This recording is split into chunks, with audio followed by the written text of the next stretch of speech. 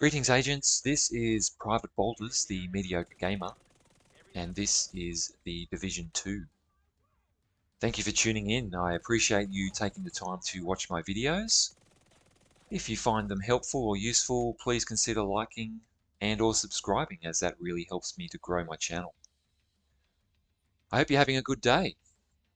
The topic of today's video is the Hunter's Fury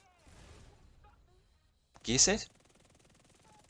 You may or may not be familiar with it. It is quite a powerful build, particularly if you are a solo player. We'll get to the Hunter's Fury details shortly. But first, in relation to choosing a specialization to go with this, there are probably two popular options. The first one is Firewall for the additional health on kill, which ties in with Hunter's Fury, and also the Strike Shield for the damage bonus for enemies that are in front of the shield. Just be aware, however, that if your shield breaks, you will be disorientated, so you just need to be mindful of that.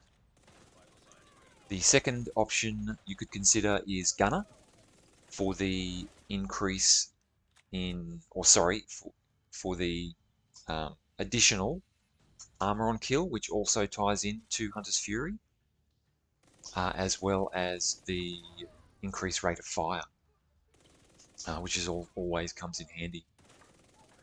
Whichever option you choose, just make sure that your passive damage talents are maxed out. So if you're running a shotgun or an SMG, make sure you've got those damage talents maxed out to the 15% increase. Alright, if we have a look at Hunter's Fury, 2 pieces gives us 15% shotgun and SMG damage. 3 pieces gives us plus 20% armor on kill and plus 50% health on kill. And then 4 pieces, which is what I am running in the footage, is Apex Predator. So enemies within 15 meters receive a debuff, amplifying your weapon damage against them by 20%. And then killing a debuffed enemy with your weapon disorientates other enemies within 5 meters and amplifies weapon damage by 5% for 10 seconds, stacking up to 5 times. So you can see that this is a real up close and personal gear set. So you've got damage bonus for shotgun and SMG, which are predominantly a close range weapon or close range weapons. And then if you're, within 15 meters of an enemy, you get that Apex Predator talent or bonus or whatever it is you want to call it, applying. So it's kind of really targeted to being up close and personal with those enemies. And if you're, killing enemies and there's, quite a few of them around, then you're going to be spreading that that disorient effect to them, and then you're getting more weapon damage. So that works really well. In relation to those other 2 pieces, I've gone with a Seska Grupo combination. So on the chest, I'm running Seska for the increase in critical hit chance, and I'm running Obliterate. So critical hits increase total weapon damage by 1% for 10 seconds. That stacks up to 20 times. The other talent that you could consider is Intimidate. So there's a caveat to this one though. So while you have bonus armor, you gain 1 stack each second, up to a max of 9. Each stack increases weapon damage by 4% to enemies within 10 meters. All stacks are lost when you have no bonus armor. So once again, that one really ties in well. Intimidate ties in really well with Hunter's Fury. as the chances of you being within 10 meters of an enemy are quite high or quite good. But you do need to pair that with a backpack talent that gives you bonus armor. So we'll cover that off right now, actually. So the backpack that I am running is Grupo for the additional 13% critical hit damage. I'm running Unstoppable Force, so that is killing an enemy increases total weapon damage by 5% for 15 seconds, which stacks up to 5 times. So you're looking at 25% extra weapon damage there. Some other options you can consider are Vigilance for the additional 25% weapon damage, Bloodsucker and for the killing an enemy adds and refreshes a stack of 10% bonus armor for 10 seconds, or Adrenaline Rush, or Ad Rush for short. So whenever you are within 10 meters of an enemy, gain 20% bonus armor for 5 seconds, and that stacks up to 3 times.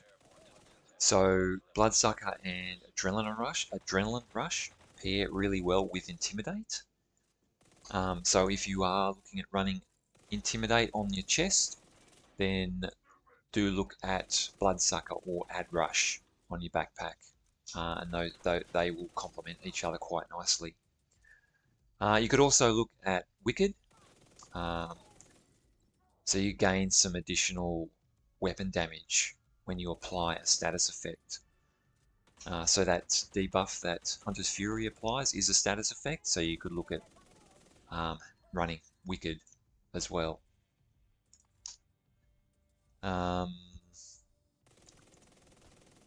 So if you didn't want to run a Grupo Seska combination, you could look at running 2 pieces of Sokolov if you're primarily going to be running an SMG. So Sokolov gives you plus 20% SMG damage, and it gives you plus 13% critical hit damage.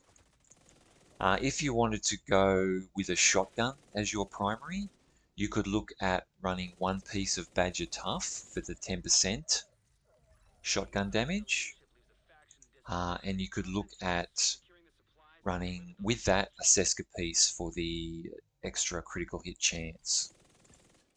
So they're just a couple of things to consider there. In relation to weapons, as far as SMGs go, I'd suggest running something with a relatively high rate of fire. So any of the Vector variants, or an SMG9, or an MP7, or a Banshee would go quite well. Some of the talents that you should or would consider would be Killer for the increased critical hit damage, Fast Hands for the increased reload speed, or Strained, which also increases your critical hit damage. In relation to shotguns, you could consider a 612 or a KSG or an 870.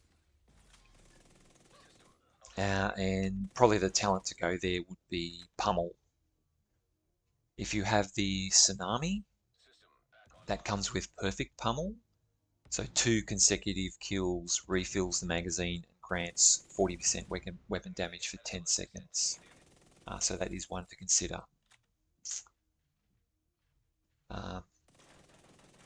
If you have Dark Winter, which I believe is still a Dark Zone